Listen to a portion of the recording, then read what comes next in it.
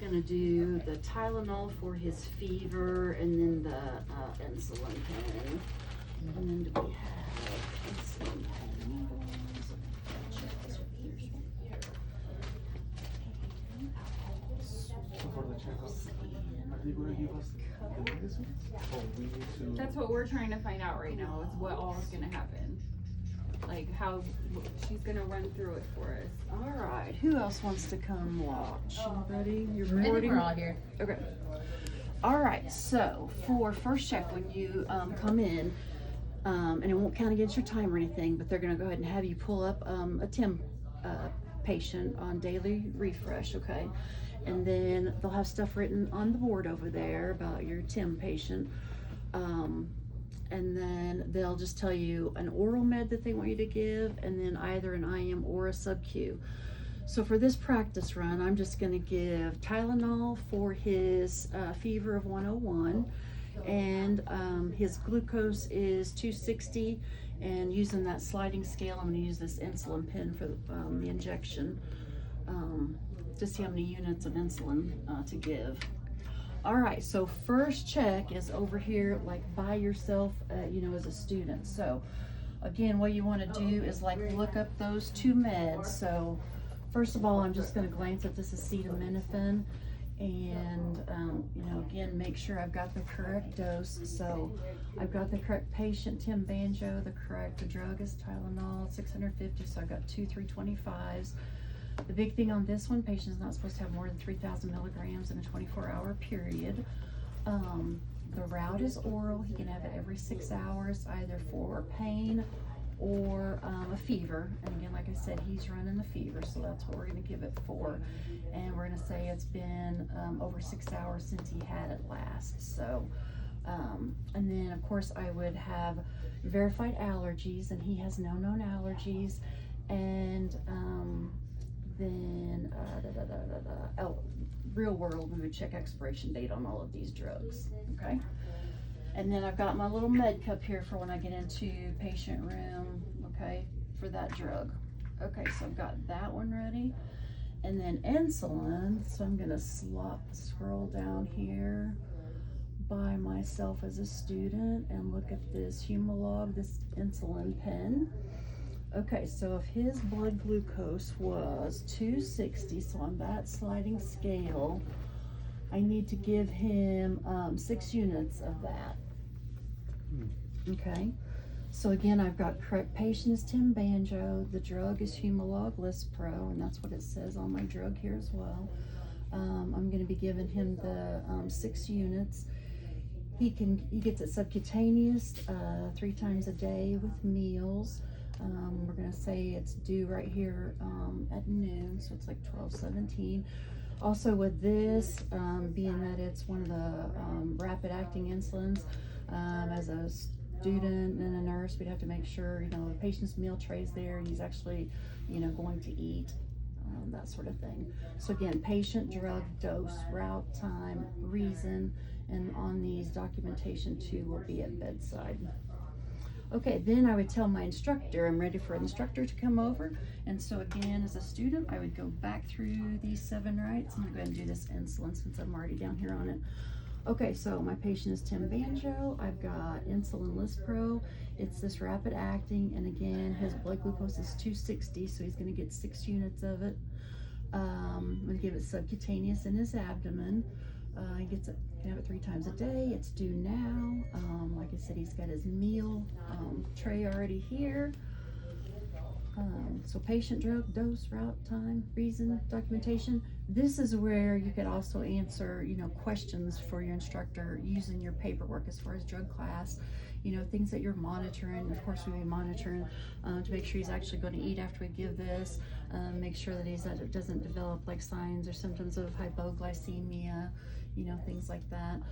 And then that's pretty much it. You know, those are the main things on the insulin. And then the acetaminophen, the Tylenol for second check, I would go back up here with my instructor. And again, it's Tim Banjo. I've got acetaminophen, 650 milligrams, so I've got 2 325s. He gets it oral every 6 hours. It's been over 6 hours since he had it last. And again, it says he can have it for pain or fever. And this time I'm going to give it for his fever of 101. And he's not had more than the 3,000 in a 24-hour period. Okay, so then together, see if the instructor had any more questions or anything. So then I would go to bedside. Okay, so I come in, open the door, be doing hand hygiene, introduce myself, tell the patient I've got a couple medications that I need to give him. So at this point, I would go ahead and take my scan gun, and again, I've got Tim Banjo, and I would scan his ID badge and see where that turned into a green check right there, so scanned. And I'm gonna tell him, okay, and he verified his name and date of birth. So Tim Banjo, date of birth is 8/28/52. I could ask him again about his allergies, no known allergies. I'm like, okay, so first of all, I'm gonna go ahead and give you your Tylenol for your fever. And so with that, I would grab my meds and I'm gonna scan one of them. And then none of these again have been verified by pharmacy, so just click continue administration. So see that pink circle there? So that means I don't have the correct dose. So I'm gonna grab that second acetaminophen and scan it. The system does the addition. So this is where, as a student, I would say, my patient is Tim Banjo. I've got the acetaminophen Tylenol for his fever of 101. It's 650 milligrams oral. He gets it every 6 hours as needed. For his fever, he's not had more than 3,000 milligrams. I would make sure, patients on NPO, that they can actually swallow, that sort of thing. And so then after I'd scanned it and gone through my check there, one more thing I need to do is go ahead and put that temp in down here, since that's what I'm actually giving it for, is his fever. So I've scanned it. I'm going to simulate that I've put it in those med cup. I have got him sitting all the way up in bed.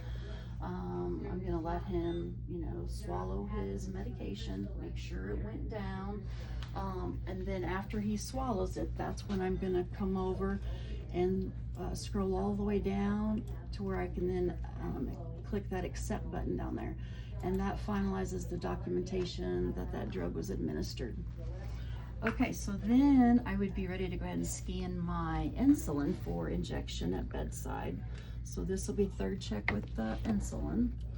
Okay, so insulin pen, and we're gonna do the 3 times daily with meals. That is correct. Let's see, and today is the 9th. I'm gonna choose the one there at noon. So again, ours haven't been verified by pharmacists, so just click continue administration. Our patient has multiple pens, but the reason, and this is truly actually that way at the hospital, sometimes the sliding scale might be different for the meal time, and then a little bit different at bedtime. So I'm just gonna click benefits outweigh risk down there. Okay, so again, this is where I would be going through my third check. So Tim Banjo, insulin pen, Humalog. So again, his blood glucose was 260. So I'm gonna go ahead and enter in up here. I'm just gonna put BG 260, blood glucose 260 in the comment section there. Site, let's say I want to give it in his, let's do left lower quadrant of his abdomen. And then I'm going to be given the 6 units to him. Let's see, so I entered his blood glucose. So again, patient, drug, dose, route, subcutaneous, time, reason, documentation is right here. All right, so I'm going to go ahead and put on gloves. What quadrant did I say I was going to give that in? Lower left. That's funny. All right, so I'm just going to simulate. I'm going to move this over there so you guys can actually see me. Okay, so we're going to say this is his abdomen. A couple alcohol swabs. Left lower.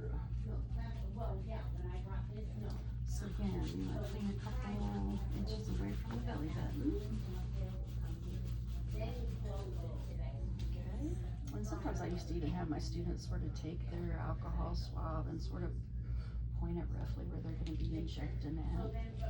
So then our cap would come off. I would grab another alcohol swab because we also want to clean the end of that pen. Okay, and then pull the little end off. So we always have to prime this and make sure. So initially set it at 2 and then hold it upright and then be looking where the needle comes out up there. And actually right there was a drop. So then this is where, as a student, I would go ahead and turn my dial to 6. That's how many units I was supposed to administer. Is that 6? Okay. So then I already chose my site. It is dry. And so then again, I'm going to push that down so it's flat against skin. Push my dial to 0 and then count 6 to 10 seconds. And after that 6 to 10 seconds, then I'll be ready to release. And the injection part is over. That needle would come off. Recap. Get all my stuff here out of the way.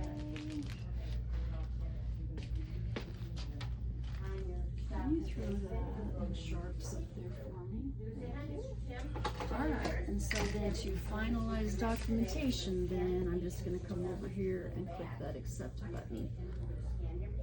And so again, you know, be following up in even 10 to 15 minutes, you know, to make sure he's actually eating his lunch, that sort of thing. And then of course I would, you know, log out.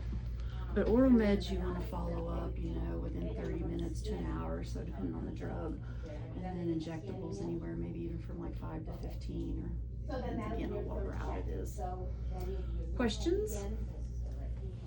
So do we need to actually say I'm gonna follow up in 5 to 15 minutes for the insulin injection, and then again in 30 minutes for the oral medication? Yeah, because it actually tells you on here like follow-up time. So yeah, I would go ahead and verbalize that. Okay, so and then for intermuscular, say we get an intermuscular drug. Yeah, and so so I chose the abdomen for insulin. So the instructors could ask you guys to name some other, you know, sub-Q sites. And so, you know, I could say like the back of the arm, the thigh, back here. Like the ventral, gluteal, vastus, that's lateralis. IMs. Okay, so for IMs, they could still ask you to name the 3 IM sites. So deltoid, you're finding that acromion process, that bone right there, 2 to 3 fingerlets down. Again, the thickest part of that muscle right there for your deltoid. And then ventrogluteal, you want to put your palm on the greater trochanter. Your index is going toward the anterior superior iliac spine. It's that bony prominence right there. These fingers are more back toward iliac crest. You can sort of think of thumb going toward the pubic area, but right in that vicinity is ventrogluteal. Vastus lateralis then would be going in the outer thigh. So there's a couple different ways you could do it. You could put like palm on greater trochanter, the other one above knee patella, sort of point your thumbs together, but anywhere out there in the middle outer third of the thigh. Or you could divide it, you know, into thirds this way and this way. But most of the time, again, anywhere out here in this big O, it's a huge muscle. Babies, though, is more rectus femoris. They use the one on top of the, you know, thigh. So we're gonna have to name all of those parts. 3 IM sites. Just the sites, not all the greater cantor. They want to hear all that. They do. Okay. And that's on your checklist. It's on this sheet right here. It's on this sheet right here. So again, you guys have 20 minutes to do these meds in. So with any time left, you know, they could still ask you, name the 3 IM sites, name some sub-Q sites. Oh, explain Z-track method to me. So if I was doing an IM, you know, again, I'm displacing that skin, clean the site, got gloves on, inject the needle, inject my med, wait about 10 seconds, and then, you know, once you pull that needle out, immediately release that skin, and it's locking that drug deep in that muscle so it doesn't seep back out that same hole that's created. Okay. Okay. What else? So they can ask about the intramuscular sites. IM sites, explain Z-track, Yep. name sub-Q sites. Those are the big things. And then of course, you know, knowing your needle gauges and lengths and stuff, and like what you would choose. Like if you chose to do an IM, you know, injection in the deltoid or the ventrogluteal or the vastus lateralis. Okay, what you know, are those? They're not gonna tell you guys. It's on that sheet. It is on this sheet. Most of the time, if it's somebody that doesn't have much muscle mass and definitely no adipose tissue, a 25 gauge 5/8 in the deltoid would be fine. Most average people though, a 23 gauge 1 inch. If it's somebody who has more adipose tissue, you'd want to go on up 23 gauge 1.5 inches. If it's somebody who even it works outside a lot and has leathery skin, you might even want to go to like a 22 gauge needle instead of a 23 gauge needle, because it's thick. Sometimes their skin is leathery, it can bend the needle. So, and that's just stuff you sort of learn as you go along. But What about somebody who's tiny, bony? again, 25 gauge 5/8 is, yeah, we use those a lot, like in flu season for the flu shots and stuff on elderly. Yeah. So for you said the first check, that's before you call the instructor over? Yep, first check's by yourself. So when you come in, they're gonna tell you which 2 meds to get. So you're gonna pull out your meds, and again, they're just gonna be in one of those supply bags we got there. And then they're gonna have, you know, the supply, all kinds of supplies in here for you to grab your, you know, needles and alcohol and gloves and everything that you need. So again, and I recommend to go ahead and do it. State your 7 rights out loud. That way you get in the process of stating them, you know, out loud. For each drug, and then tell your instructor, you know, when you're ready for a second check, and they're gonna come in. Is that when our time starts, is the second check, or does it start the first check? First check. Okay. First check. So they're not gonna count the time as far as, you know, logging in and getting the patient pulled up, but it's gonna start, you know, right when you know, start to grab your meds and supplies and stuff. Yeah, so 20 minutes total, 10 per med. Yeah, sort of simulate you're in the med room, you know, first and second check, and then patient room. And again, it's patient in the room where you're physically gonna, you know, scan their ID badge. You don't scan anything until you're in patient room. It's a big thing. Okay. Okay. What else? Good questions. Yeah, faculty will have, you know, again, just stuff like I've got on the board right there, so. And even the week when you guys also do like your IV fluids and stuff with a pump, it's gonna be exactly the same way. And it's gonna be like 3 checks, because you're gonna have your 10 ml flush, you're gonna have your bag of IV fluid, and you're gonna have your piggyback drug. So again, it's gonna be 3 checks in here. So we get to choose the meds, or are you gonna give us the meds? No, faculty choose the meds. Yep. Yep, faculty choose the meds. Yep. Okay. That's my thing. Thank you. Thank you. You